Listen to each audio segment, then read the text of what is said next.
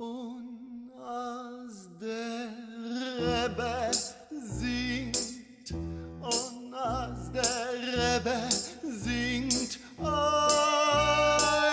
singen alle Chassidim, singen alle Chassidim, yam bam ba bye ba bye ba yam bam ba bye ba bye bye, singen alle Chassidim, yam bam ba bye ba bye ba yam bam ba bye ba bye bye, singen alle Chassidim.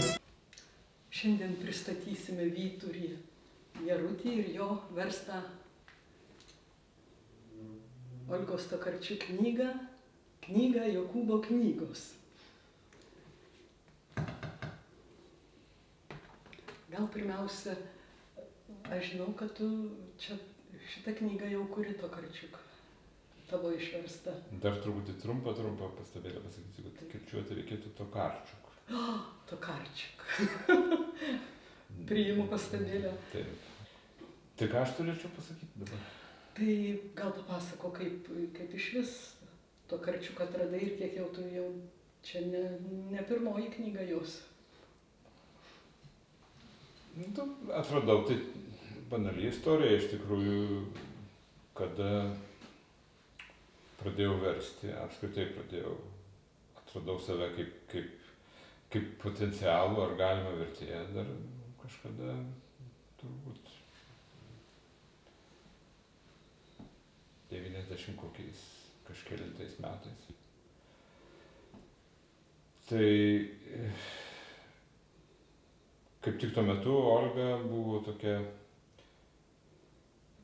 kaip ir dar nekylanti žvaigždė, sakykime, Lenkijoje, bet tokia įdomi autorė, jau pastebėta vienur kitur, ir Lietuvoje pastebėta. Na ir kažkaip pateko į akiratį. Dar įdomu buvo, kad tuo metu kaip ir jauna autorė ir mano metų, 62 gimusi. Ir neatsimenu, tiesą sakant, visų dabar jau smulkmenų, bet į rankas pateko man jos, nes visą laiką yra taip, kad pirmiausia kažką perskaitai. O kai perskaitai, tai tada skaitant jau, reiškia, vertėjo toks genas pradeda susiaktyvina, pradeda veikti ir galvoja, kad aha, kaip aš čia išverščiau šitą vietą arba aną vietą. Tai va, tai pateko į rankas jos šviežiai išleista knyga, tuo metu 97 metais, man atrodo, Praamžiai ir kiti laikai. Praveikė į Načasai, lenkiškai. Aš perskaičiau tą knygą ir tik nepaprastai sužavėjau, kažkoks šviežias gūsis tokios literatūros, lyg tai nieko, aš nebuvau apsiskaitęs, tiesą sakant, apskritai. Tai jeigu dabar pasakysiu, kad negaliu sakyti, kad tuo metu nebuvo tokios literatūros, lietuvių literatūrų, ar ne? Būčiau turėjęs perskaityti lietuvių literatūrą. Bet aš susižavėjau, man labai patiko knyga ir labai mane užbūrė. Aš apskritai mėgstu tokius burtus literatūros, kai mane užbūrė. Aš toks labai imlus leidžiuosi, kad mane užbūrtų knygos kai kurios. Beveik taip ir vadovavęs šituo kriterijum, spręsdamas apie, arba rinkdamasis knygas. Tai va. Bet užbūrė burtais ar užbūrė dar ko nors? Nes burtų daug yra Tokarčiuk literatūroje. Nežinau, burtai turbūt, ar gali būti dar. Netriukais tikriausiai, burtai tai toks, reiškia, yra tokia chemija turbūt knygos ir tavo knygos poveikio ir tavo percepcijos toks sąveika, ar ne, ir tada burtai atsiranda, kaip tu jeigu esi kvailas, tai nesupranti visos logikos knygos, tu ją jauti kažkaip oda, receptoriais savo. Tai iš to atsiranda burtai, gal koks, reiškia, literatūrologas skaito ir jam jokių burtų ten nebūna. Man buvo, tai aš kažkaip tai puoliau versti tos pramžius ir kitus laikus. Ir atsimenu, kad kadangi nesu profesionalas vertėjas, nei filologas, tai mane iškart vertimas pradėjo, reiškia, jau skaitimas tokį pakankamai stiprų katarsį, reiškia, sukėlė. O vertimas tai ten apskritai buvo, nežinau, labai stiprus poveikis mano gyvenimui tuo metu buvo. Tas etapas, kada aš verčiau pramžius ir kitus laikus. Tai va, tai nuo to viskas ir prasidėjo. Mano pirmoji knyga Olgos išversta, tada tiesa, Olga kaip tik tuo metu lankėsi, man atrodo, Vilniuje, irgi kaip tokia jauna, daug žadanti autorė, kuri pastebėta. Lenkų institutui tuo metu vadovavo tokia šiuo metu daktarė, filologė, kuri beje, kurios darbas daktaro, man atrodo, jeigu neklystu, buvo apie Kėkštą, mūsų poetą, tai tokia buvo Lenkų instituto Vilniuje direktorė tuo metu, jinai labai guvi, labai tokia aktyvi, labai besidominti viskuo. Tai vat Lenkų institutas labai skatino tokius vertimus ir tokius jaunų, dar neatrastų autorių, domėtis tokiais autoriais. Ir Olga kaip tik tuo metu apsilankė tokiam kontekste. Susitiko universitete, man atrodo, su studentais. Ir aš ten vienam tokias kieme buvau. Ir tai kažkaip susibendravom ir tuo metu, kaip jauna autorė, tikriausiai turėjo daug entuziazmo, kad ją kažkur užsienį kažkas verčia. Tai kiekvienas vertėjas buvo toks labai geranoriškas požiūris į vertėją, entuziastingas. Tai labai svarbu, tai mane taip irgi kažkaip paskatino, aš galvojau, čia beveik draugystė tokia. Ir ta beveik draugystė tokia iki šiol. Tai tęsiasi jau daugiau kaip 20 metų. O lenkų kalbą pats kaip išmokai? Aš ją kažkaip genuose turėjau, pasirodo, tą lenkų kalbą. Žemaičių bajoras? Jo, reikėjo tik tai prisiminti. Vėl 100 kartų pasakojau visur, per visus interviu ir visose pokalbėse.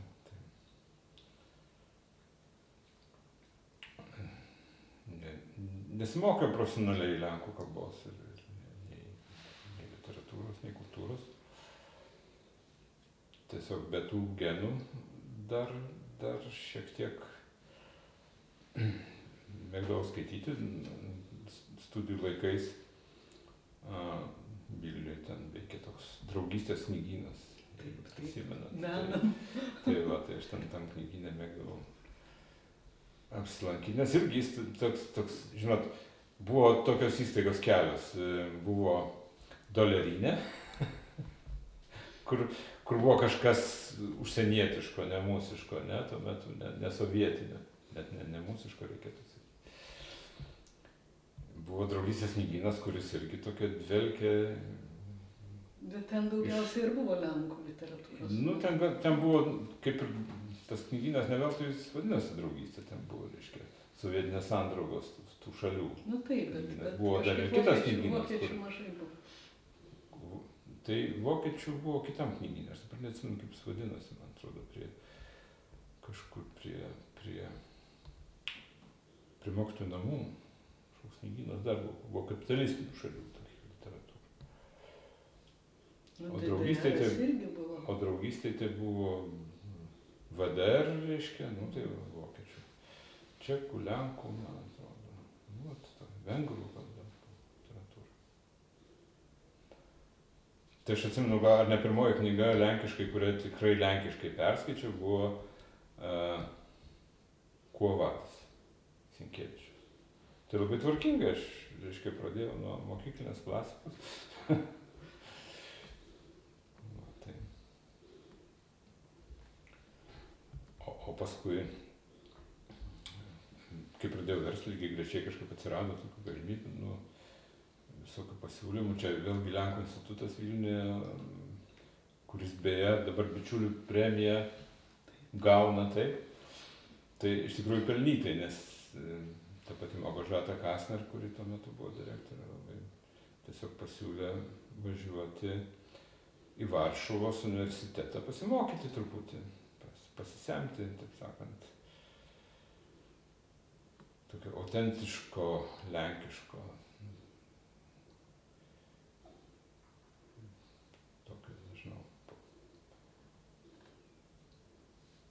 įkvėpti tos kultūros ir kalbos lenkų. Tai tokie būdavo kursai, lenkų kalbos ir kultūrai kursai užsieniečiams Polonikum Varšuvos universitete. Tai vat aš keletą metų ten vis važiuodavau.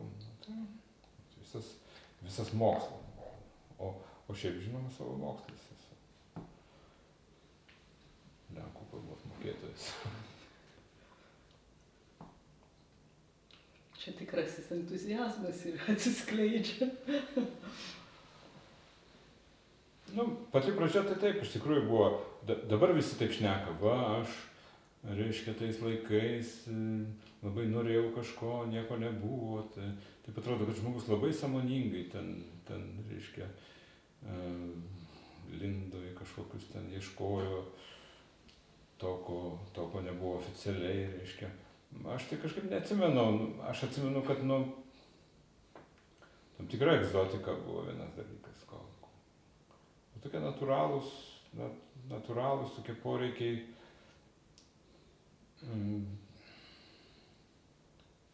neturintis, kaip čia pasakyti, jokio politinio, sakant, tokio pagrindo.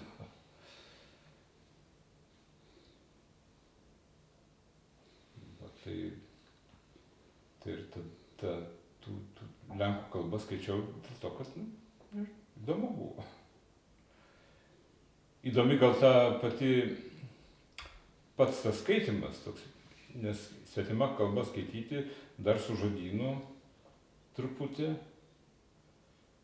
net ir su žodynu ten maždaug trečdalio nesuprantant, ką perskaitai, tai buvo taip įdomu, tokia ambicija lyg tai buvo.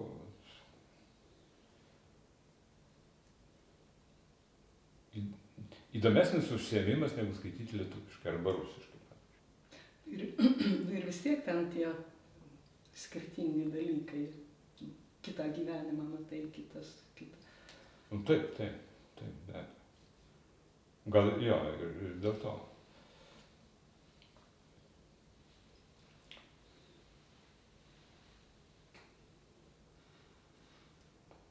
Tai paskui dar porą knygų ir dabar jau ta Jokūbo knygos.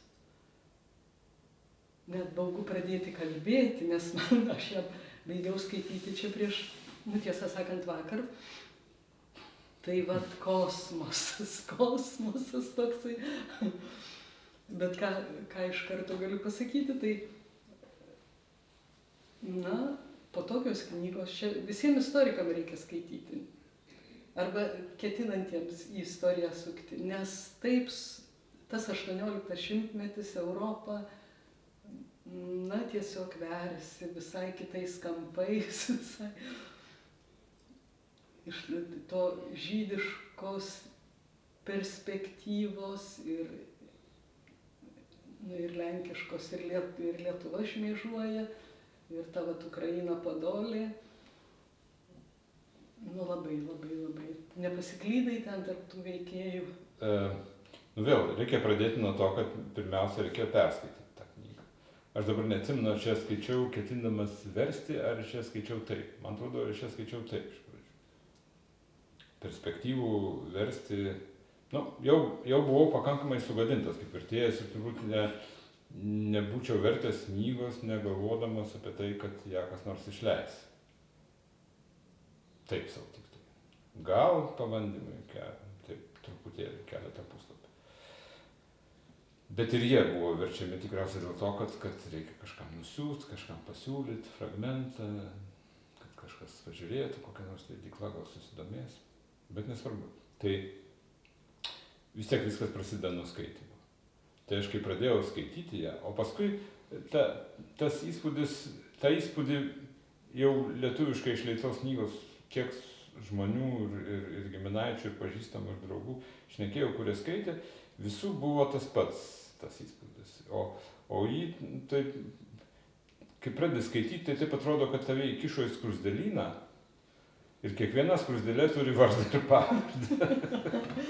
Ir visos vienodos. Kas vienodos skruzdėlės? Nu, iš išvaizdos kaip ir vienodos. Ne, atrodo, labai skirtingos. Tai kol neįsižiūri, kol jo. nepamatai. Bet kai tave iš pradžių įmeta į tą skruzdėlyną, tai atrodo, Dieve, kas čia daros? Kažkokia košė, kažkokia, reiškia. Kažkas iš kažkur išlenda, įlenda, nesuprasi. Iš kur čia tas žmogus atsirado, kur jisai dingo paskui vėl jisai atsiranda, reiškia. Bet paskui, kai perskaitai ten tą pirmą 100 puslapių, viskas pamažu rikiuojasi į savo vietas. Tai toks buvo toks truputėlį sumišimas, net netruputėlį, didelis toks sumišimas, pradėjus skaityti knygą. Tikriausiai ir tau tas panašiai. Tiesą sakant, aš pirmą kartą tai perskaičiau skutamuoju skaitymu vadinu, tiesiog kadangi norėjau sužinoti, kas tai, ir turėjau langelį nedidelį, o paskui reikėjo kitkuo užsiimti. Tai aš ją skutamuoju skaitymu perskaičiau per 2 paras. Taip. Skutamasis skaitimas. Kaip germanistai yra sugadinti. Mes ar šmitų šitų reiškia baisių. Aš šito žodžio man reikėjo, verčiant. Ir aš galvoju, yragi tas skrydis. Skutamasis. Tai va, tai... Tai kai taip greitai skaitai ir greitai prieini jau prie tų, jau tuos pagrindinius, tai tikrai užsifiksuoja. Ir nebuvo to įspūdžio skruzdėlyno, kaip sakai, nespėjau susidaryti, nes, reiškia, 300 puslapių per dieną. Tai žodžiu, bet, tie pagrindiniai potėpiai tada tik tai tokie, jau tą smulkmę pamiršti, žodžiu, pagrindiniai potėpiai. O dabar, kaip skaičiau, tai aš jau vis tiek, kadangi jau, ten tada ir neužfiksuoju. Jo, tuos pagrindinius potėpius jau žinau, tada jau baksnoju ir pavyzdžiui, ten man šiaip viskas, tuo pirmu skaitymu viskas susivedė galai, tik tai vienas personažas pasimetė ir aš jo neberadau. O dabar aš jį antrąsyk, jisai atsirado, jisai jau rūmuose, žodžiu. Tai tiesiog dėl to nestandartinio skaitymo, bet mane tik labiausiai sutrikdė vakar, užvakar, kur jau aš, kai jau pasikeitė pavardės. Ir jau aš neatsimenu, kuris Pavlovskis ten tai Šlomas, ar Valovskis, ar Šoras, ar, va šito jau ir nesiaiškinau, va tai perskaičiau, jau ten reikia atskirai susirašyti, kas kokia pavardė, nes pavyzdžiui, va ta atsiranda Šimanovskiai, iš kurių paskui ta Šimanovska pianistė, o aš jau neatsimenu, iš kurios ten tos šakos išlindo. Aš jau irgi dabar nepasakyčiau. Tiesą sakant, ir verčiant, taip,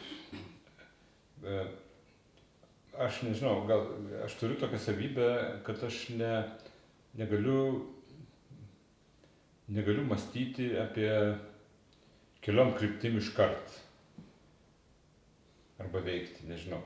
Tai jeigu aš viską rašausi, gilinuosi ir analizuoju, tai tada aš nesugebu versti teksto. Nesugebu plaukėti vandenį taip laisvai. Tai bet pirmą išsianalizuoji, o paskui jau plauki, ar ne? Visai būna, bet aš mėgstu taip intuityviai versti, o paskui žiūriu, redaguodamas arba skaitydamas antrą kartą, stengiuosi tada. pasidomėti. Tai, nes man visą laiką yra svarbiau kalba, o kalba visą laiką turi tokio šviežiaus įspūdžio. Vertimas man yra tokio šviežaus įspūdžio, reiškia, vaisius, rezultatas, spontaniškos reakcijos į tekstą. Gal dažnai netitinka nei autorės intencijos, nei tikrovės, reiškia, teksto. Bet man atrodo, kad paskui vertimas išlošia dėl to. Paskui gali koreguoti, yra dar redagavimas, autorių redagavimas, yra redaktoriai, kurie... Aš taip įsivaizduoju, kad rašytojas panašiai ir rašo. Skuba užrašyti tai, kas vaizdą, mintį, vaizdinį, kuris galvoja greit atsiranda ir gali labai greit pranykti. Ne, tai šitos, kas atsiranda, tai reikia. Nes jeigu skubėsi, tai su vertimu lygiai taip pat labai panašiai, bent jau mano atveju, veikia šitas mechanizmas. Jeigu aš nespėju pirmo įspūdžio vertimo, pirmo vertimo atėjusio į galvą užrašyti, tai visi kiti būna blogesni. Kada aš jau užrašau, kaip pasėdžiu, panalizuoju, apgalvoju, vertimas nebebūna toks. Aišku, nelygų knyga ir nelygų tema ir nelygų, bet tokioj grožinėj literatūrai, kuri turi tokias magijos kažkokios, tai mano atveju visą laiką tai tas metodas yra geriausias. Ir man pačiam maloniausias, tai sakant, aš tada jaučiu pasitenkinimą ir malonumą ir tą vertimo katarsį, ne tik skaitimo katarsį pajuntu. Žodžiu, čia visa ta informacija, kuri yra šito knygoje, yra toks didelis rūmas ir statinys, kad jeigu tu būtum kiekvieną plytą ten bandęs įvertinti ir tai aš jos niekada nebūčiau išvertęs ir būčiau pražuvęs tikrai.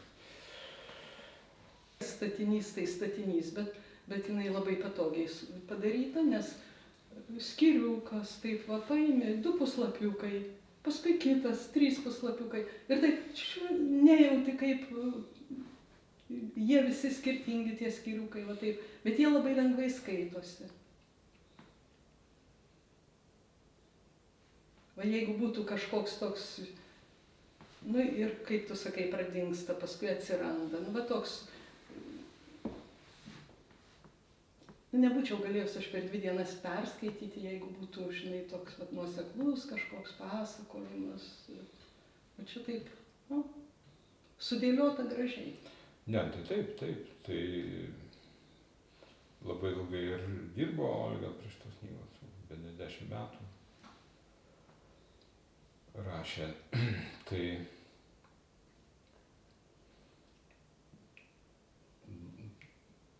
jos ir pati struktūra knygos yra labai šalinga. Aš visada, beje, mano suvalkietiškoji, tas valkietiškasis ketvirtadalis yra iš pasienio dabartinio. Iš esmės, ant pačios sienos, ten kur tokia šešupė, tokia Šelmenta upė, kuri išteka iš Šelmentų ežerų Lenkijoje, įteka ir mažas gabaliukas, gal koks kilometras jos įteka į Lietuvą ir paskui už to kilometro įteka į Šešupę. Tai va, ties ta santaka yra toks kaimas Tribarčių ir ten mano seneliai gyveno ir mano mamos mama, mano močiutė yra iš ten kilus, nes mamos tėtis iš Tauragės, jau įsimaišo kraujas žemaitiškas.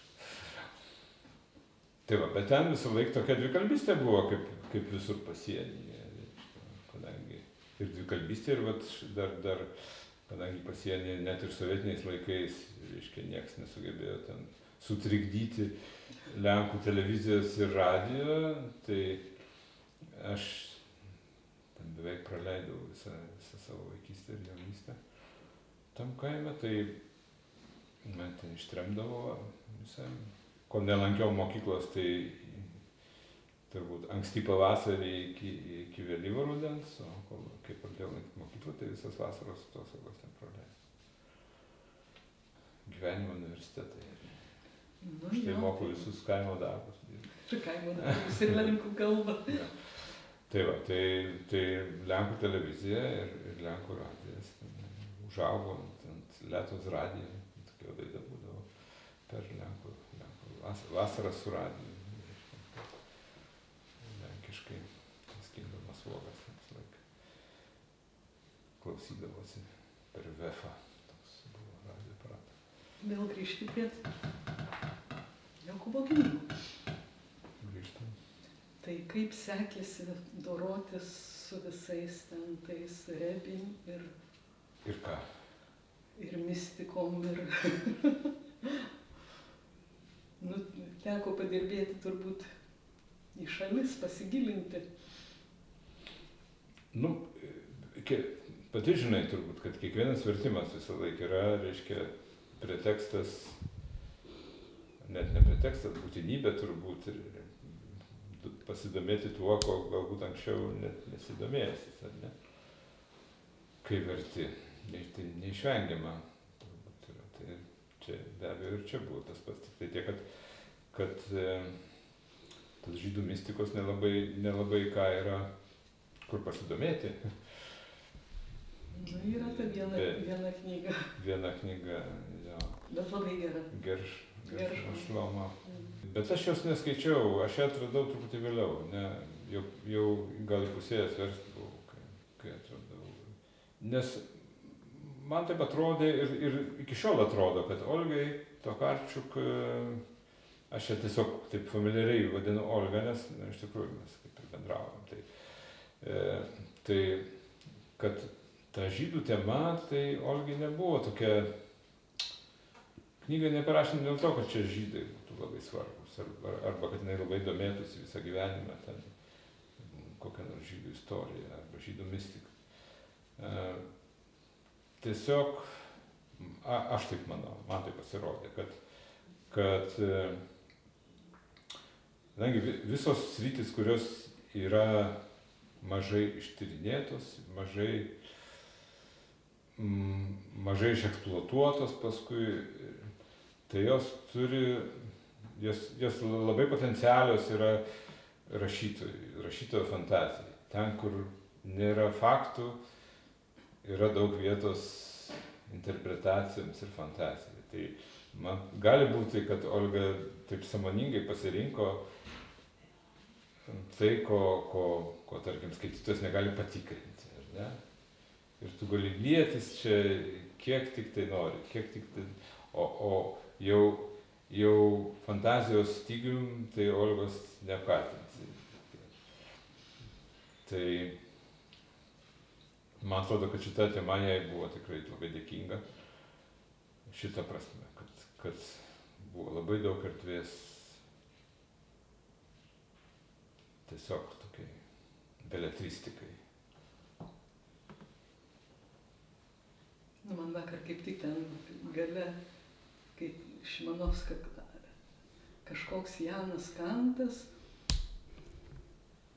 advokatas, labai padėjo vienam žmogui, bet tas pinigų neturėjo, tai jis rašytas buvo, sako, taip pat parašyk romaną ir papasakojo jam ten istoriją savo šeimos. Kurią nelabai gerai pats atsiminė. Labai skylėta.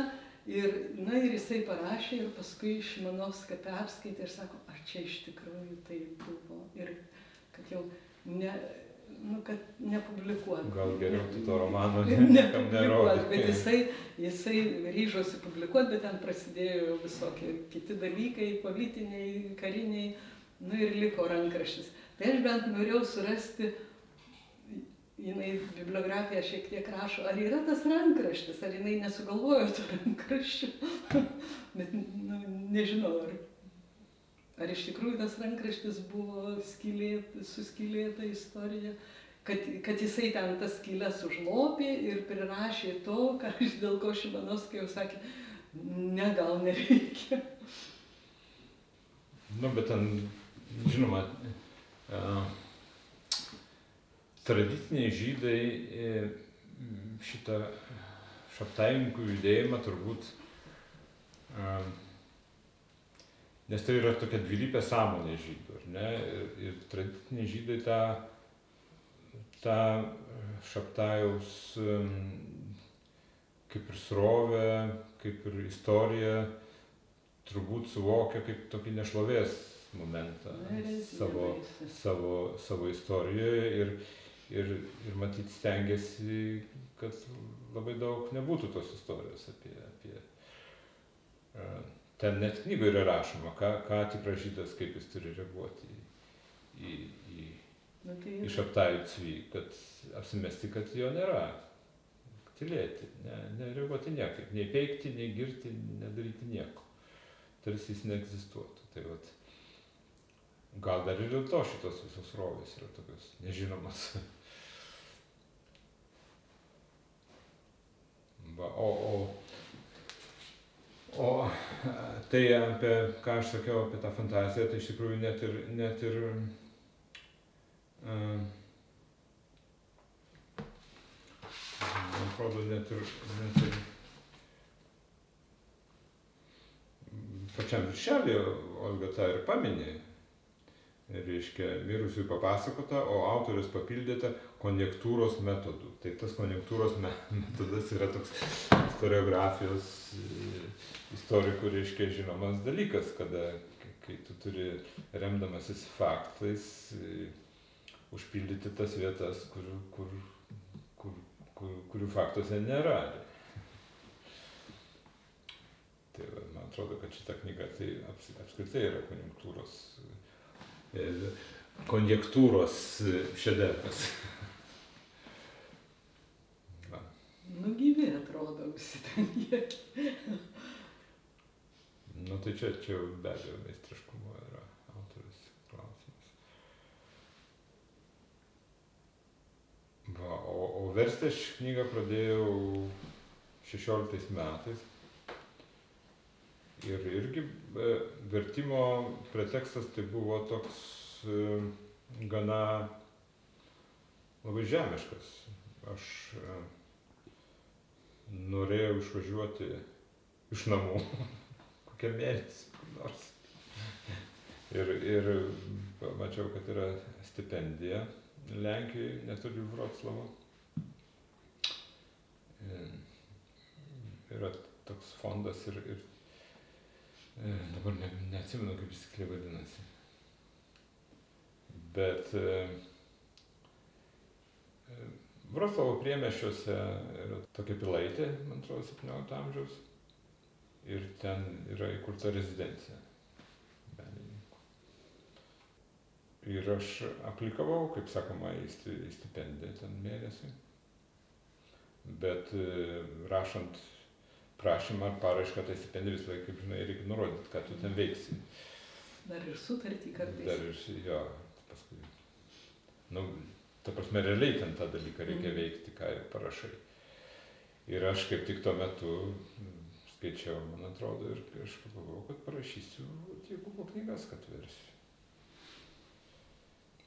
Toje paraiškoje.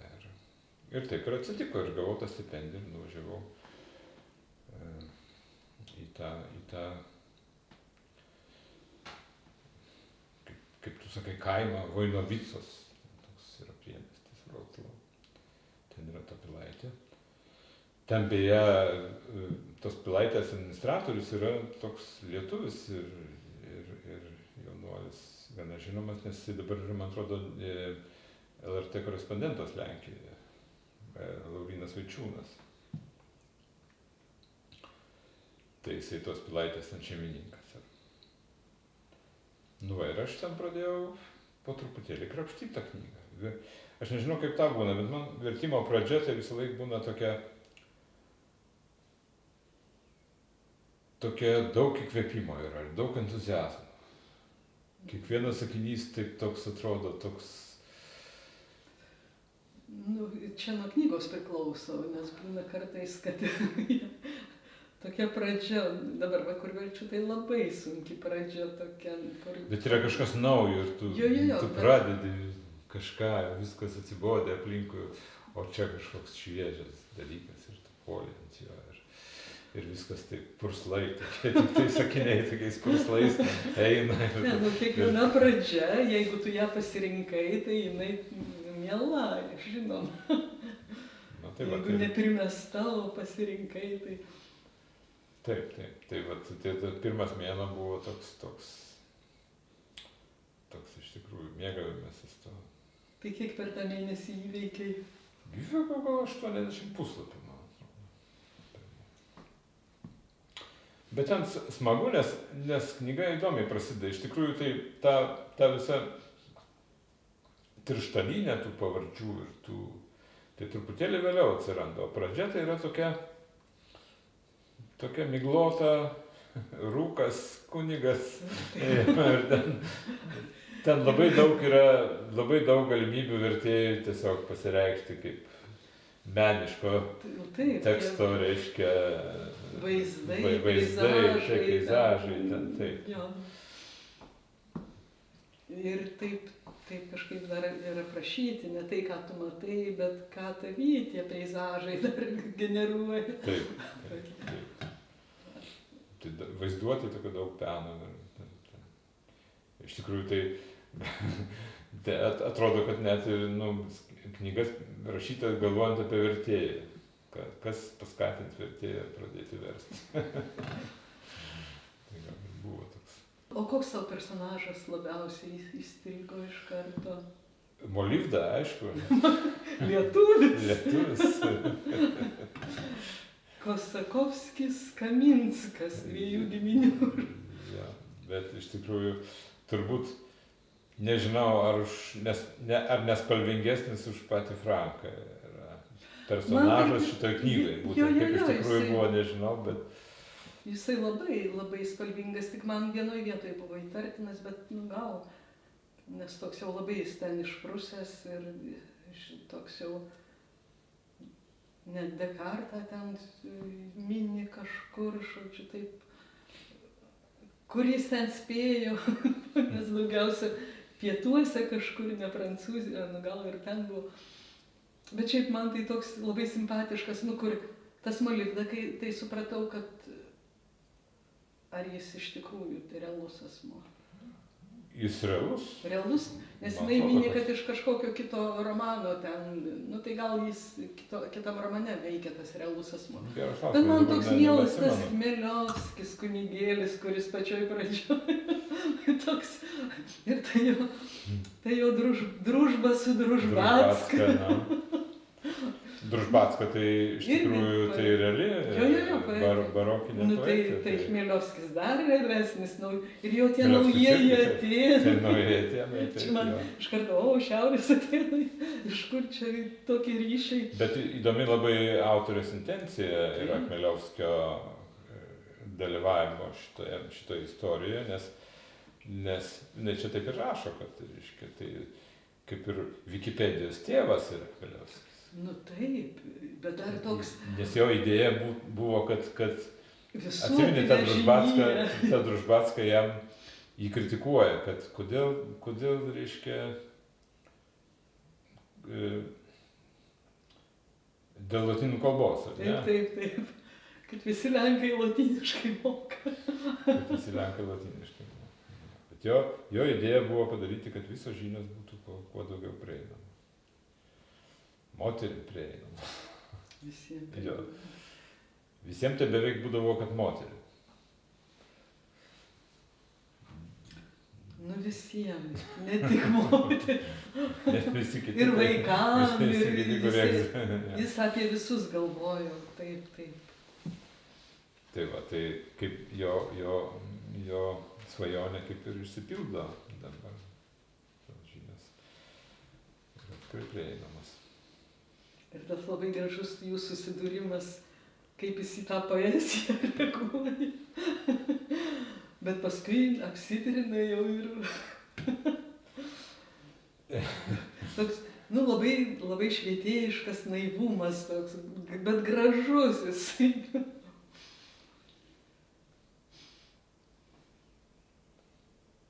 Bet šiaip labai daug tokių paralelių ir 18 amžius, 19 ir 20, tiek daug sąšaukų. Ten tas kunigas slepia tų žydų knygas, kai ten jau juos degina, vienus žydai tarp savęs susipjovė, vienus skriaudžia, paskui kitus skriaudžia ir toks tas kunigėlis ir tą gelbsti pabėgėlį, valstietį, nušalusi veidų. Nu, žodžiu, toks, kiek istorijų čia, vat, karo laikais Vilniuje irgi kunigų, žodžiu. Nu, kažkokios labai daug asociacijų man šitas. Jų atsiranda dabar šiuo metu dar daugiau. Dabar, tas, kas dabar skaito tą knygą, tai ta žydų tema niekada jinai amžinai yra visada kaip nors. Kaip ir dabar, kai tie įvykiai vyksta Gazos ruože. Ir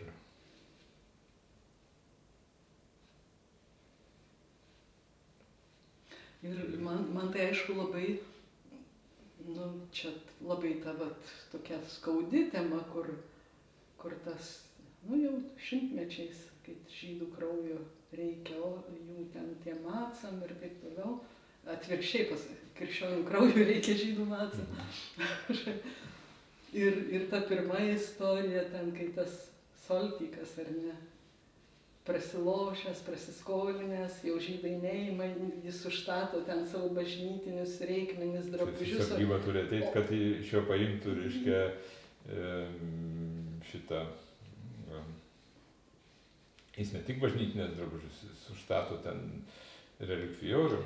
Jo, jis ten viską bažnyčios inventorių nori užstatyti, tie jau kratosi, neima, čia jūsų šventenybės, mums tai čia tik auksas, o jum tai čia kas kita, neima, ne, jisai.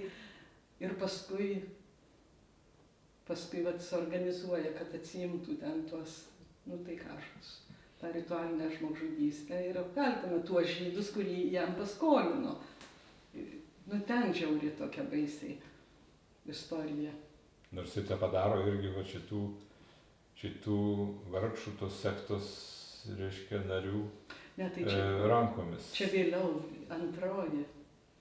Pirmą tai jis kažkaip susitvarko, čia jo, o paskui jau tas antrą kartą, tai jau tie patys žydai, ta sekta, nu, vat, padaro. Nu taip, bet jau ir tas pirmas atvejis, kaip ten tą berniuką kažkur kaime, ne, patykoja atseit ir kažkas nužudo ten.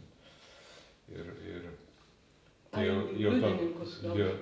bet jau tuo metu buvo popiežiaus nurodymas, kad čia yra niekai, kad čia yra prasimanymai ir kad kunigai dvasininkija neturėtų, reiškia, nei tuo tikėti, nei juo labiau dalyvauti ten tuose procesuose, reiškia, tuose inkvizicijose. Va, bet matyt kunigai, nu, ir aukštieji dvasininkai nepaisė. Jo, nu tai ten tas pirmas buvo, man atrodo, grinai vat iš tos vyskupo pusės, va tas išprovokuotas, kur ten jų krūvą ketvirčiavo ir taip toliau. O vat jau antrasis, tai ten buvo, kai jau ta sekta jau klestėjo ten ir nepriėmė miestelis, ten susijau. Nes ten reikėjo, jau sekta buvo pakankamai, nes pradžių viskas labai spontaniškai buvo, dar nebuvo labai tie šaptaininkai, tiksliau ne šaptaininkai, bet net frankininkai dar nebuvo labai susiorganizavę, ne? Bet kai jau jie tapo tokie organizuoti ir atsirado kažkokia jau kristalizavusi kažkokia ideologija jų tokia konkretesnė, tai tada jiems reikėjo argumentų prieš tuos tradicinius žydus, prieš tą Talmudą ir tuos rabinus. Ir tai vat vienas iš tų argumentų sufabrikuotų ir buvo tas krikščionių kraujo, tas kultas. Tai tas teismas Lvove paskui, kai tuos rabinai ir tas sekta vienas prieš kitą ir nu ten žiauriai. Tai čia va viskas yra faktai, nes aprašyta Lvovo ten tas procesas, viską. Taip, Tai vienas iš vertimo ir iššūkių ir buvo, ir aš kažkaip net pikta buvo verčiant, galvoju, autoriai tai bepigu buvo, jinai viską paėmė iš kažkur tai ir ištisom citatom dar su ta senoviška savo, net nereikėjo adaptuoti labai, reiškia, su 18 amžiaus tą lenkų originalią kalbą savo ir įdėjo. Ir man atrodo, tik Chmelevskio ir tos Družbacos laiškai yra autentiški. Gal net. Ne, nes jinai rašo finale, gale rašo, kad negaliu įrodyti, kad jie buvo susitikę. Taip, jo. Teisingai, jo. Bet gal paėmė kitus kokius laiškus ir pagal juos stilistiką parinko, nes stilius ten labai skiriasi irgi. Taip. Nesvarbu, tai žodžiu, labai daug yra tokių fragmentų, kur autoriai tiesiog įdėjo juos į knygą, reiškia, ir tai yra lobis, o tau sunkiau versti. O vertėjui tai labai didelis galvos skausmas, žinoma, ir dar į lietuvių kalbą, nes stilizuoti kažkaip 18 amžiaus lietuvių kalba nežinia kokia buvo. Žinia kokia buvo, bet Vrublevskių biblioteka labai gerai žino, kokia buvo tikriausiai tuo metu kalba lietuvių, bet jeigu ją čia naudoti, tai turbūt nieks nieko nesuprastų. Nereikia ne 18 amžiaus, kai Vaižgantą originaliai paskaityti, tai turbūt neįmanoma. Tai sunku. Kodėl? Labai įdomu. Įdomu, bet suprasti sunku būtų. O lenkų kalba tai jinai pakito, bet ne taip smarkiai pakito, kad šiuolaikinis lenkas nesuprastų, pavyzdžiui, ką rašė autoriai 18 amžiuje. Tai man buvo sunkus uždavinys, žinoma, nuspręsti, kaip pasirinkti strategiją, kaip elgtis su tokiam vietom, kur tu turi, reiškia, negali šiuolaikinę lietuvių kalbą pateikti vertimo, nes turi skirtis, turi matytis, kad čia archaiškumai, tai tenka, reiškia, kažkaip vartoti kažkokį mišinį 20 amžiaus pradžios lietuvių kalbos, tarpukario spaudos stilių, kažkokį tai tokią su biblijiniu. Gal net. Bet smagu, kad skaitytojas mano, kad nemano, bet tiki, sakykime, kad tai yra taip 18 amžiuje vidury rašytas koks nors tekstas lietuviškai. Gal kokie istorikai to laikotarpio gal prikiptų, bet... Tai be abejo, žinoma. Tai 16 metais tose Vainovicuose, kaip išverčiau tos 80 puslapių. Ir tiesą sakant, netoli ir Olga turi tokią kaip ir sodybą, nes Olga irgi Vroclave šiaip gyveno.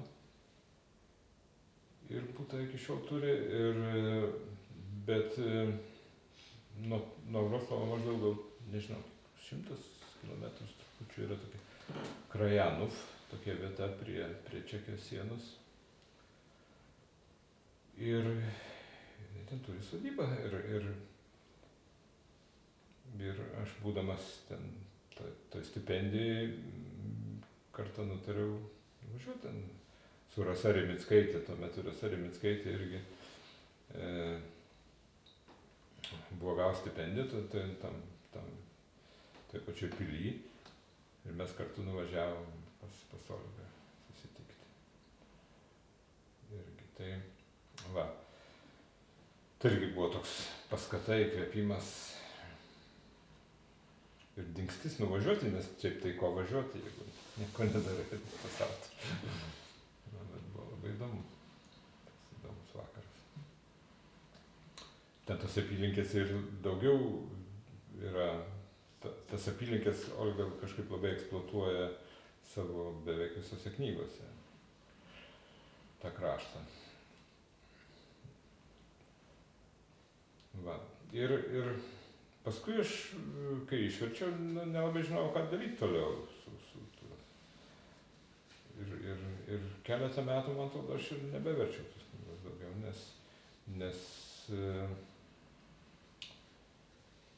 nes kiti darbai įsiterpė vienas dalykas, kitas dalykas nelabai buvo kam leisti tą knygą. Kaip pasiūliau vienai leidyklai, kitai leidyklai, tai visi kaip pamatė, kokia čia apimtis ir kiek čia reikės medžiagų, popieriaus ir pastangų išleisti ją, tai visi sakė ne. Netgi tada, kai Olga jau tapo garsi ir kai gavo International Booker Prize, tarptautinė Bukerio premija, už vieną iš savo knygų, kuri vadinasi Bėgūnai.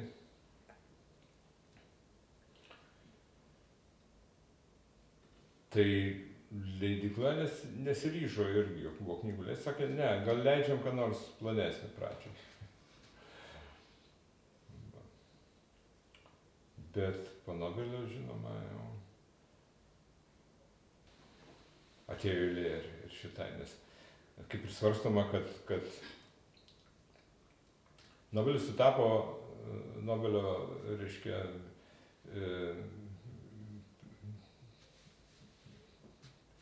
premija sutapo kažkaip su tos knygos, su Jokūbo knygos išleidimu, išvertimu į švedų kalbą. Kaip tik tai prieš pat Nobelį beveik buvo išversta ir išleista Švedijai. Ir neoficialiai šnekama, kad šita knyga lėmė jos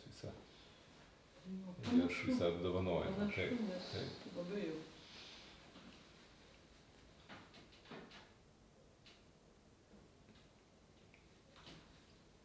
Tai keletą metų aš kaip ir padariau pertrauką, neverčiau jos ir tik tada, kai jau, taip sakant, švietėsi tos knygos leidyba, perspektyva atsirado kažkokia realesnė leidybos, tada tiesiog tada vertimą. Bet visą laiką kažkaip smegenų antram plane jinai visą laiką buvo ir nedavė ramybę.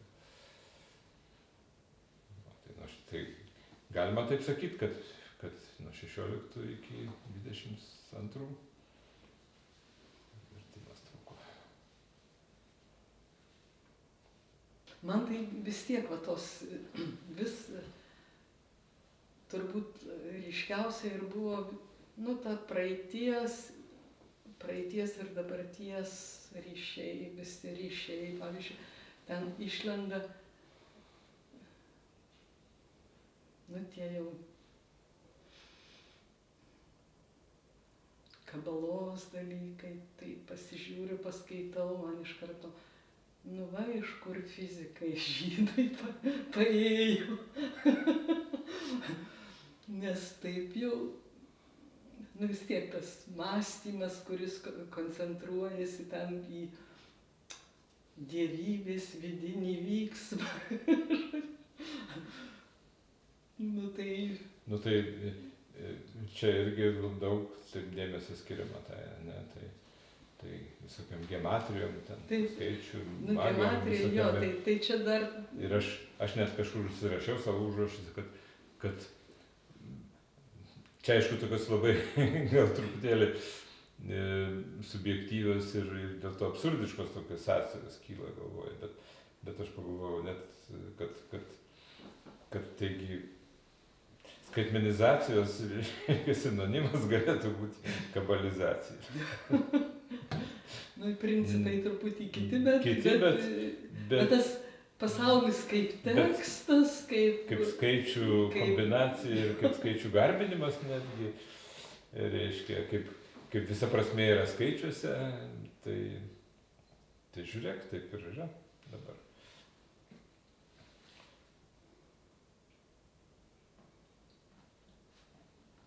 Tai tos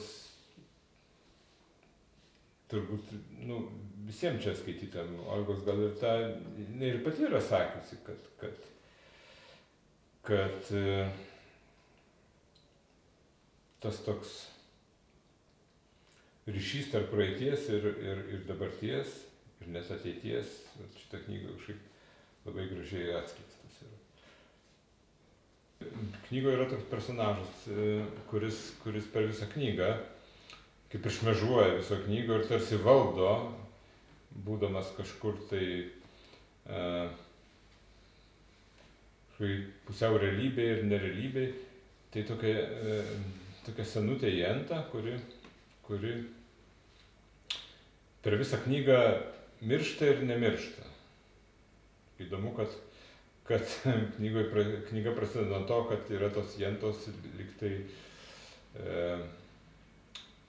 Jenta atvažiuoja į giminaičių vestuves ir kelionėje pasidaro blogo ir tarsi jinai jau miršta. Ir susirinkę ten visi vyriausiai tie žydai sprendžia, ką daryti. Ar nukelti vestuves, ar nenukelti. Nes gali būti laidotuvės tuo metu, reiškia. Bet vestuvėm yra tiek daug pastangų įdėta, vestuvėm pasiruošti, kad vis dėlto nutarta rasta kažkokia išeitis, dingstis, kad, reiškia, Jentą palikti tokią merdinčią, apsimesti, kad jinai dar nenumirė ir tas vestuvės tęsti. Ir tokiai būkliai, tokiai būsenoj, tai Jenta ir yra per visą knygą. Jinai tokia lyg ir numirė, bet lyg ir nenumirė. Ir žydiškos magijos.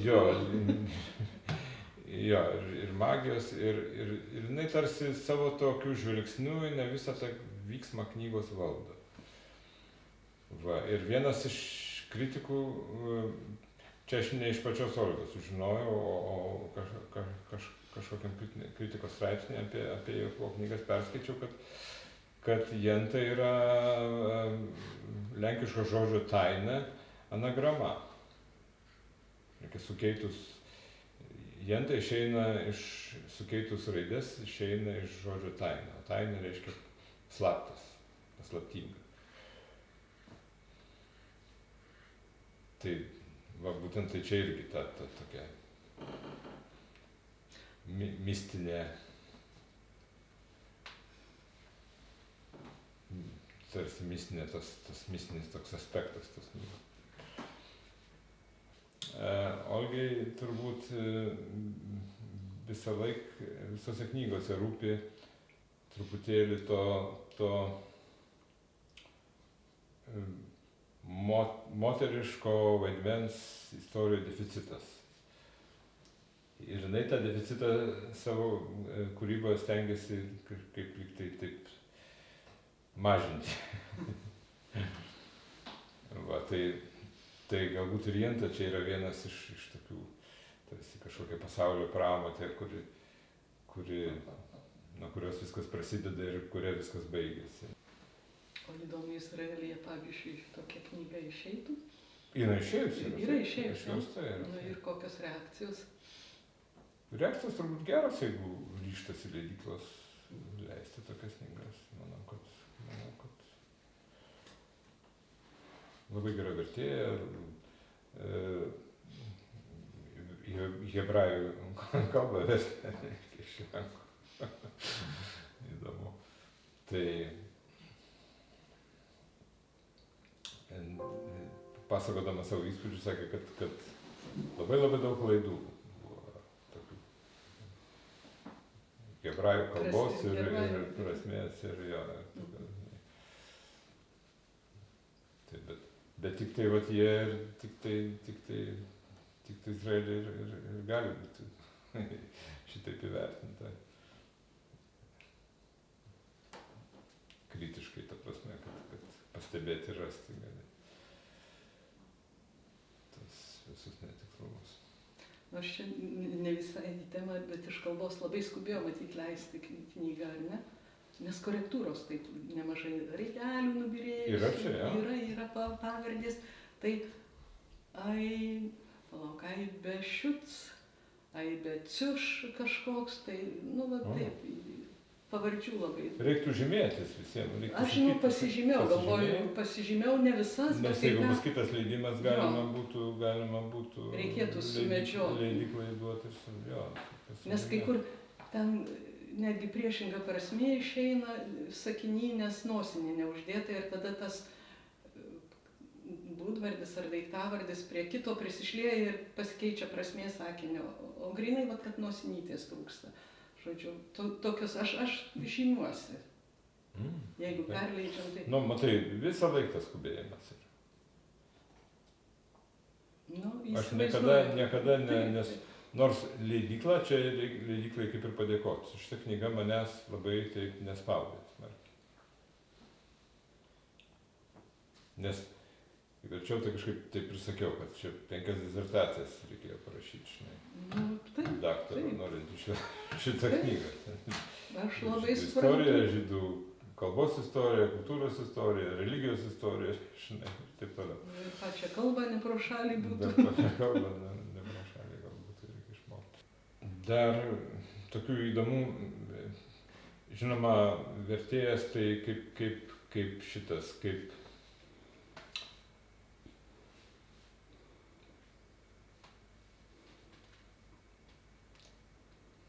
Nu, kas? Vėl pamiršau. Koks? Taip smalsu, ką tu pasakysi apie vertėją.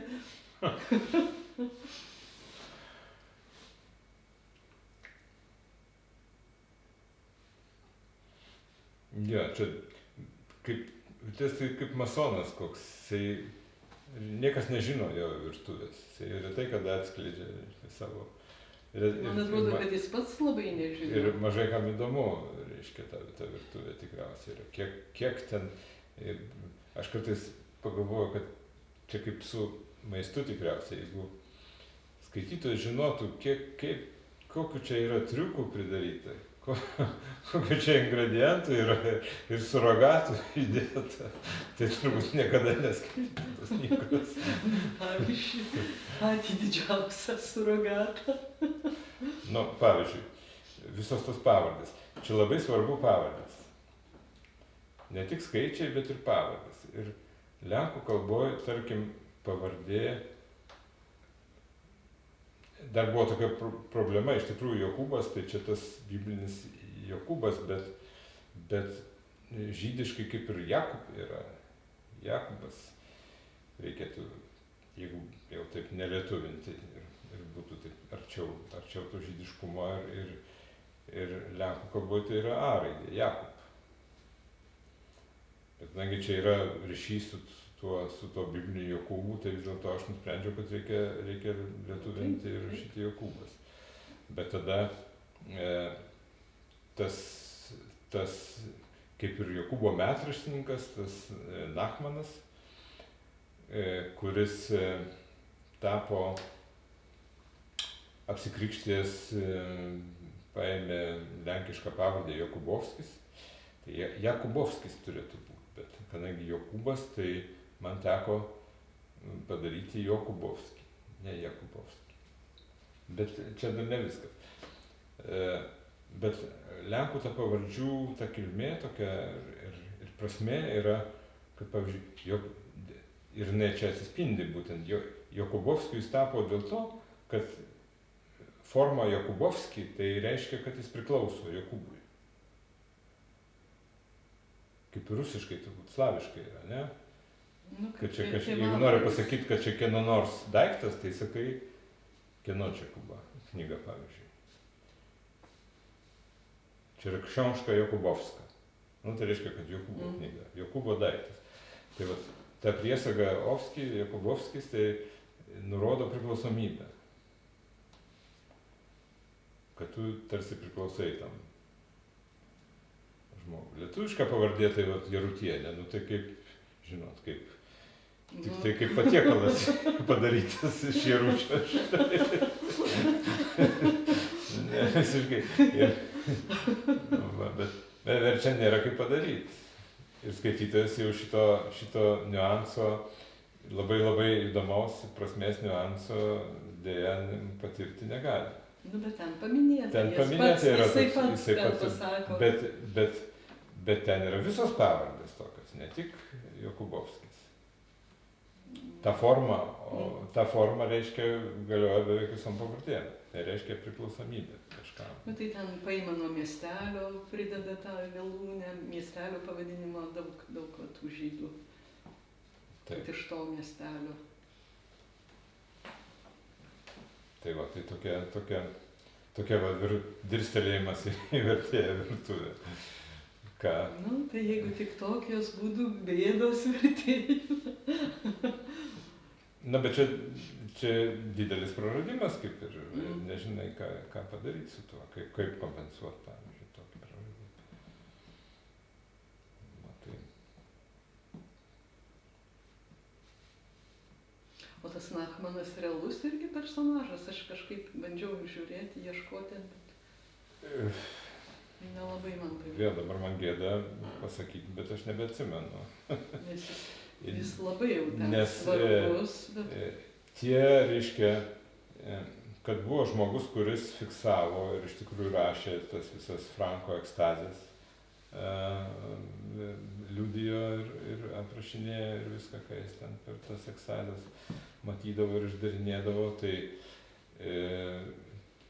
net išleista yra tokia knyga, tie užrašai yra realūs.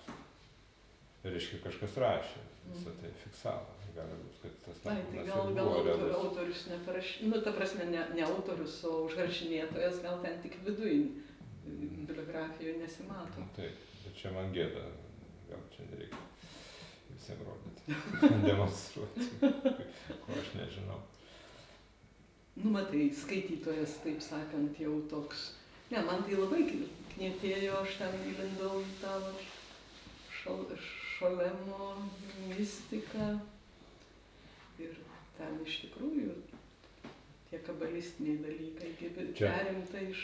Mūsų tokiai leidybiniai tradicijai tarsi knieti, viską paaiškinti, dėti išnašas. Tai čia... Ne, tai čia su išnašom jau nieko nepavyko. Tai antra tiek išeitų, reiškia, jau. Dar tokia istorija knyga išeitų. Tai čia jau tenka kiekvienam, kas yra smalsesnis skaitytojas, kuris gal domisi, tai čia yra ką veikti. Ta prasme, šita knyga tai tokia nuoroda, tik tai yra domėtis toliau kuo nors. Bet tokia įkvepianti. Nu, taip. Nes šiaip va šitą norėčiau paskaityti, o dabar tai va taip. Oh. Tiesą sakant, šitą knygą labai daug atskleidžia tokia akiratį, praplečia, padeda suprasti apskritai kaip Europos, juk 18 amžius, kurį čia vaizduoja Olga, buvo toks, tai dar iki nacionalinių valstybių atsiradimo, ne, iki tokių tautinių valstybių ir sienų. Čia valstybės tarsi buvo, bet viskas yra be sienų. Per visą Europą nuo pietų iki šiaurės žmonės, pirkliai, įtakos kultūros, viskas judėjo be didelių kliučių. Nebuvo sienų, nebuvo muitai kažkur. Muitais buvo, bet jų tikslas buvo tik taip pinigų karaliui ten parankė. O be tokio politinio, sudalinimo, reiškia, tai viskas galėjo judėti laisvai. Ne viskas, baudžiauninkai buvo. Ne, bet kultūra, tradicijos, įtakos.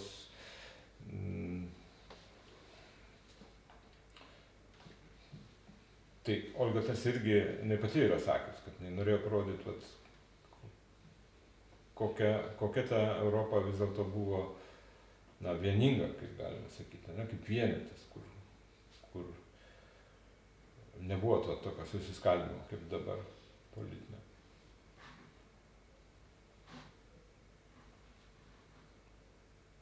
Ir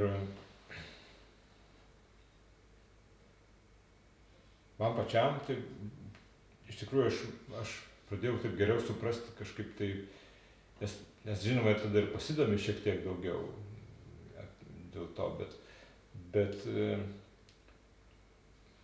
tarkim, tų žydų motyvai tokie, kaip jie, kadangi žydai buvo daugelį šalių persekiami, ar ne, ir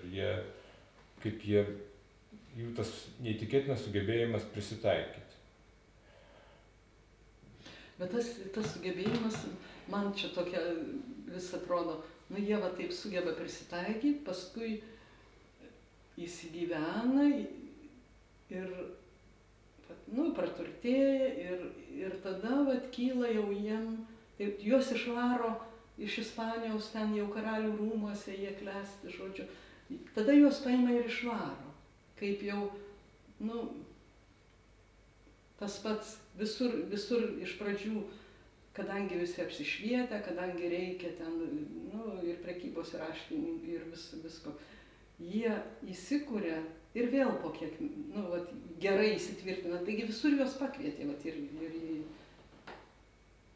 bėgo, kai bėga iš Ispanijos, bėga iš Anglijos, bėga iš Vokietijos, visą laiką ta katastrofa ir tas jų gyvenimas, laukiant katastrofos, ypač tam šorų, tam kaime, miestelėje Rohatyne, kur ir labai užsimezgė pati, Frankas pirmiausia atvažiavo ten.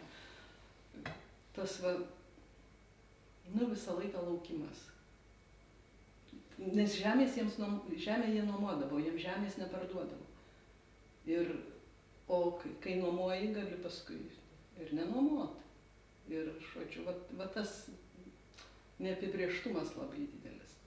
Tai tas persekiojimas nėra, nebuvo ištisai, būdavo, Turkijoje, pavyzdžiui, ten Bulgarijoje, jos labai, turkų sultonai, ten labai gerai jie gyveno. Nes jie kažkaip tai buvo, vienas dalykas, labai gabūs. Mokėsi vis tiek iš tos. Jie matyti iš senų laikų, dar nuo Romos turbūt persekiojimo laikų, jie nepaprastai, ne viena tauta neturi tokio sugebėjimo taip asimiliuotis ir prisitaikyti prie aplinkybių. Prisitaikyti tai dar nereiškia asimiliuotis, vaikai. Frankas jau bandė. Bet man įdomu buvo, kad žiūrint taip kažkaip tai atgal, tarsi keliaujant laiku, žinant, kas yra dabar ir po truputį sužinant, kas buvo praeity. Ir paimk kokį nors žmogų, kokį nors Jokubovskį, sakykime, nerealų čia personažą, bet kokį, kuris... Olga tą irgi parodo, kad ir Šimanovskis, ne? Taigi jų visų šaknis ten buvo. Ir jie taip atsirado. Bet tai būtent, kad priėmė krikščionybę, nors Frankas... Bet jie labai gudrus iš tikrųjų buvo, nes Frankas tai buvo ten ideologijos nemažai, bet daugelis to Frankų bendražygių jie tiesiog labai praktiškai žiūrėjo į šitą krikščionybę, nes ta krikščionybė jiems suteikia daugiau galimybių tiesiog. Taip. Ne tik ten išgyventi, bet apskritai ambiciją savo tenkinti. Leisti į mokslus, bajorais staiga tapti bajorais, reiškia praturtėti, turėti daugiau verslo, ne viską, žydam labai ribotas buvo, reiškia, daug turėjo apribojimų, neleisdavo ten prekiauti kažkur miestuose, periferijose, tik tai neleisdavo žemės turėti, žemės ūkiu užsiimti.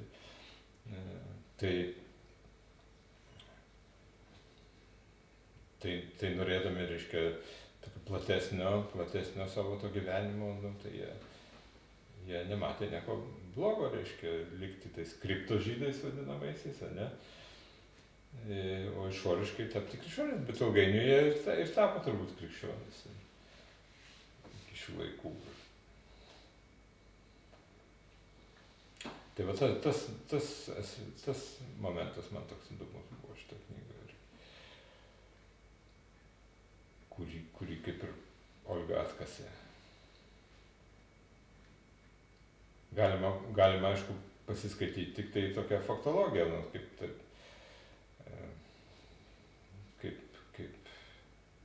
istorikų kokius nors veikaluose, ne? Ir visą tai žinotum tikriausiai irgi. Bet čia ne tik žinai, čia kažkaip pajunti. Nu ir tas 18 amžius vis dėlto apšvietos amžius. Tai irgi labai gražiai ten vienas, kur brolėnas Franko iš Briuno vienoj studentas. Aha, taip nuėjo iki ešafoto, ne? Jo. Taip, ten irgi. Visos tos atšakos tokios labai įdomios pavaizduotos. Tų žmonių likimų. Ir irgi labai graudi, nu tokia graudi scena, kai jau ten finale, jau ten tas pats Nachmanas, kuris Jokubovskis, dar kažkas, nu jau tie senukai likę keli, o čia jau anūkai plaukia į tą Offenbachą, ar kur, Offenbachą. Ir kaip tie anūkai reaguoja į tuos diedukus, ką jie čia tauškia. Toks, nu tas pradinis entuziazmas, kur tos kartos ten, nu kas tiki, kas netiki, bet vis tiek toks. O čia taip paklausė, išėjo iš durų ir žvengė vaikai. Toks amžinas ratas. Nu, galų gale ten tai jau tie rūmai visi virto tokiam senelių globos namais ir ta garsioji Eva, dar viena asmenybė, tarp kitko, istorija. Tai čia viena pagrindinių jau. Ir žinoma, yra tai Franko, ta duktė. Ir tie ryšiai su imperatoriumi. Nu, bet ten taip, Franko vis dėlto manija, jisgi nuo mažens bus karalienė. O karalienė todėl, kad ten ta Sefira 10, tai Malkut su karalystė, nu tai ji bus karalienė ir vienos imperatorių jau įsireiškė. Nu toks vis tiek maniakiška didybė. Ir ta idėja, tas tikūn, vadinamasis hebrajiškas, ne, kur pataisyti pasaulį reikia. Taip, suskilusios Sefiros. Idėja, bet aš dabar žiūriu ir visą laiką Olga labai pajunta tą, matyt, konjunktūrą, visą pasaulį nejaučia kažkaip labai savo tuo tokiu rašytojišku jautrumu. Nu ir paklausai kokiu nors dabar ten tų vadų, kokio Putino ar kokio dar, kuris, jie lygiai taip pat šneka. Reikia sugriauti pasaulį iki pamatų ir vėl iš naujo statyti, kitą tvarką daryti, reiškia. Bet prieš tai tam, reikia viską sugriauti, viską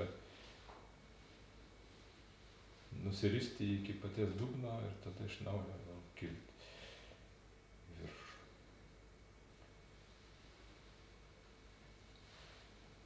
Bet čia dar aš atsimenu, sovietmečiu buvo populiari šita idėja tarp jaunikaičių anuometinių. Nu, bet jau kai dugną pasieksi, tai jau tada jau gali atsispirti. Bet dauguma ir neatsispyrė nuo to dugno. Nu jo, bet čia viskas, čia ir krikščioniško to tokio yra. Nu taip, Kristus į pragarus leidosi. Jo, kad reiškia, turi nusiristi, turi tapti visiškai nieko nuodėmingiausių žmogumi žemėje, kad galėtum, reiškia, tą žemę paskui išgelbėti. Tai šitą idėją tokia, aš tik tai kartais buvau visą laimę, kad kiek tokių Frankų buvo ir visą laimę, kad tie Frankai netapo kokiais nors ten diktatoriais, kokių nors šalių.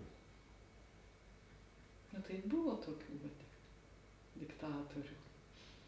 Sakau, eina paralelės man ištisai, nu, 19-20 amžius. Tai Olga ir neslepia, kad čia tos paralelės ir turi būti. Tikriausiai. Vis tiek rašytojas yra šiuolaikinis. Kažkur net mini, čia net knygai, man atrodo, yra. Arba interviu, dabar neatsimenu. Bet man atrodo, kad čia pastabose knygos gale užsimena. Tai kad buvo net speciali tokia, reiškia, toks redakcinis būrelis, kuris jai padėjo išrankioti visus tokius anachronizmus.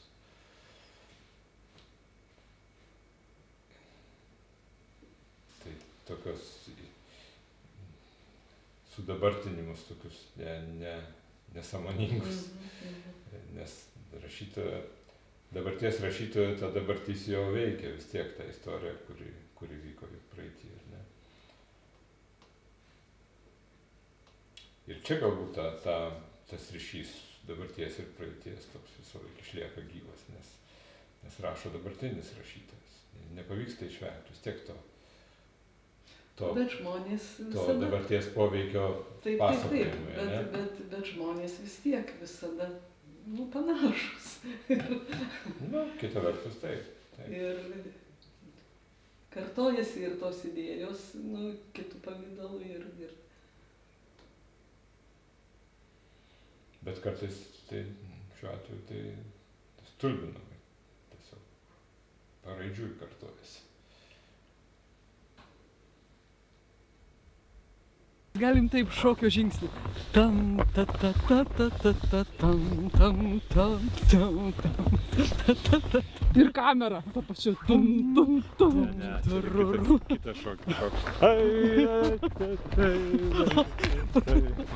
Pafilmuok. Aš filmuoju. Rimtai?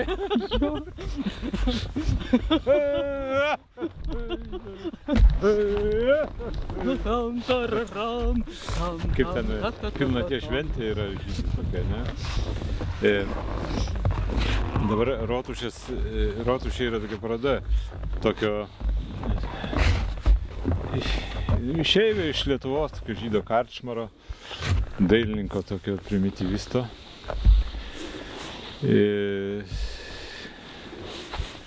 Kuris iš Dieveniškių yra. Miestelio, ten Dieveniškėse mano klasiokė, kaime ten gyvendama. Kažkaip susidomėjo labai ten to štetlų istorinių tų Dieveniškių ir atrado tą Karčmarą. Surado jo sūnų kažkur Amerikoje, kuris visą tėvo palikimą ten tvarko. Ir tas sūnus, Natanas Karčmaras, dabar 90 metų, gyvena Užupy. Yra toks kaip tikras mekas, kaip pasižiūri, tai jis toks aktyvus visokių menų, reiškia, ir šiuolaikinių, ir dailininkas, ir fotografas, ir kino kūrėjas, ten ir instaliacijų visokių kūrėjas, ir šiuolaikinio meno toks iš Paryžiuje gyvena, ir Niujorke, ir visur. Žinosim dabar, kur. Tai galit nueiti tą parodą, tai labai įdomi, ten žydų tokia irgi, taip ryškiai atsispindi tas žydų tokia. Tai ten yra keli paveikslai apie tą pilnaties šventę žydų kažkokios. Tai įkvėpė šokį. Šitą, tai sakei, padėjo tau daug kas. Man labai padėjo, žinai, Lara Lempert iš Mažvydo bibliotekos. Tai jinai net kaip ir įtraukta knygoje net pažymėta, kad kaip konsultantė, bet iš tikrųjų tai dalykinė redaktorė buvo tos knygos Lara. Dabar daug hebrajų kalbos dalykų iškrapštė, padėjo sutvarkyti ir tokių realijų žydiškų irgi. Pakonsultavo, tai nebuvo vieniša. Su redaktorė Audra Kairienė labai smagiai dirbosi. Bet ten tiek tokių žodžių, ar ten tavo žodžiai, ar jau redaktorės, ten visokių įdomių būdvardžių, tokių skriauznus, dumsus ir panašiai. Tai skriauznas, tai normalus žodis. Paprastai man išeina taip, aš galvoju, čia reiktų kokią nors smagesnio žodžio. Aš tą žodį sugalvoju. Ir pasitikrinu žodžiu. Aš lygiai taip pat. Ir paskui pagalvoju, o gal yra jis ir žodynė. Yra. Lygiai taip pat. Taip ta žodis ir atsiranda. Tamsa, bet ten poetiškas tekstas svaigo. Galvoju, kokio čia žodžio, prieblanda, tai gal blandus yra. Akurat. Tai blandus irgi netoks jau retas žodis.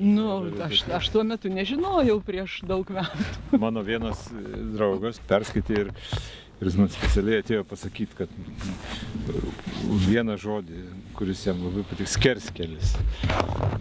Nu, čia normalus. Ai, normalu. Bet man skerskelis nėra, kaip sakant, nei kryžkelė, nei... Nu, tai jokių būdų ne kryžkelė, čia kryžkelė tai yra... Ir yra skersgatvis, kaip ir normalus žodis, ne? Bet tas toks įprastas. Bet kelias ir gatvė irgi du skirtingi dalykai.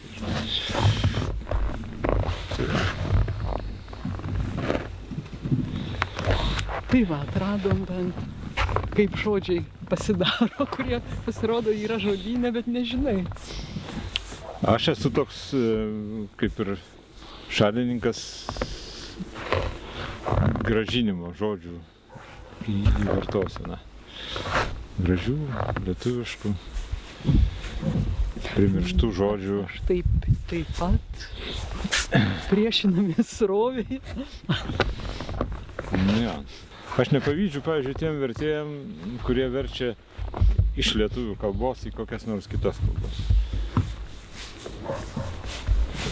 Negali surasti. Pirmiausia, tas didysis lietuvių kalbos žodynas tai yra beviltiškai pasenęs ir dviem prasmėm pasenęs. Vienas metodologiškai pasenęs yra, nes dar pagal senas turbūt rusiškas sistemas yra kurtas ir darytas. Pradėtas lyg tai anksčiau, bet... Tai pradėtas anksčiau, bet paskui jau tvarkytas jau po karo yra 50 kažkiek metais. Ir jau tie sakiniai, kurie ten iliustraciniai, laikraštiniai ir... Vilija tai dirbo Lietuvių kalbos institute ir tvarkė ten tą žodyną. Ir nesutvarkė gerai. Nes ten visi Leninai, visi tik... Labai lengva pridėti tik tai tokia, žinai, pastabėlė, kad čia sovietinių laikų... Nebėra? Yra, aš tau parodysiu. Yra. Aš ką tik neseniai kaip tai vadau. Yra ten Antano Venclovos citatos, ten tokių, komunistėlių pridėta. Kaip ir nepridėta, jie tiesiog neišimti. Bet buvo kažkada sudėti, o dabar, tai koks darbas dabar surasti. Bet pirmiausia, pati ta žodyno, pati ta metodika, sandara yra bloga. Nėra labai daug formų, reiškia, nėra nei formų su neiginiu, ar ne su ne. Kaip savarankiškų žodžių. Nėra priešdėlinių formų beveik. Labai mažai yra priešdėlinių formų kaip savarankiškų žodžių, kurie visiškai kitą reikšmę turi. Įdomiausia tai žodis vertėjas yra. Tai ta reikšmė, ketvirta reikšmė yra. Kažkur labai toli jo. O viena pirmųjų reikšmių yra mėšlo vartytojas. Antra reikšmė. Pažiūrėkit, vadinasi, tikrai. Tai kas buvo aktualu? Gal ir dabar aktualu. Tai mėšlo mažai, matai. Skundžiasi. Dabartinės lietuvių kalbos žodynas iš vis yra kažkoks nesusipratimas, ten dabartinė kalba yra, ten nežinau, 55 metų. Bendrinės kalbos žodyno, kaip ir nėra, galima sakyti. Bet žinai, kai paklausai, kiek ten dirba tų vargšių institute prie, kokie ten etatai ir kiek ten jų yra, tai... Tai bet ir institutas ir universitetas, tų įstaigų yra labai daug ir tų žmonių, kurie galėtų to užsiimti labai metodiškai ir nuosekliai, tai tikrai galima būtų surasti. Tai čia valstybei kažkoks prioritetas turėtų būti. Nes neįmanoma. Oi, čia dabar mes jau užsivesim, man atrodo. Jau užsivesim. Gerai, neužsivesim. Oi, wenn der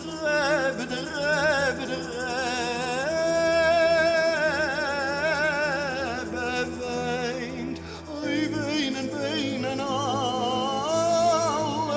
Chassidim, oi, weinen alle Chassidim,